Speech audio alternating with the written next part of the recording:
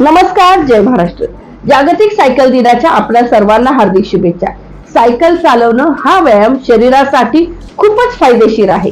आता मला प्रश्न असा पडतो की सायकल चालवण्यासाठी सायकल ट्रॅक हवा, पण हडपसर गाडी ते तुकाई दर्शन इथपर्यंत जो सायकल ट्रॅक बनवण्यात आला होता तो मागील 8-10 दिवसापासून उखडून ठेवण्यात आलेला आहे. त्याचं प्रयोजन नक्की काय आहे? एखादा मोठा अपघात दुर्घटना झाल्यानंतरच प्रशासनाला जाग येणार आहे का? कारण सासवड रोड हा वाहतुकीच्या दृष्टीने वाहता रस्ता आहे.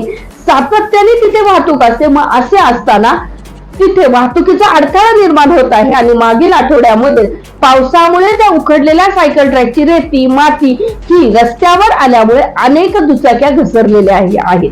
मग वाहतुकीला अडथळा येतोय, अपघाताची शक्यता आहे. असे असताना सुद्धा त्या सायकल ट्रॅकचं कामकाज अजूनही झालेलं नाही.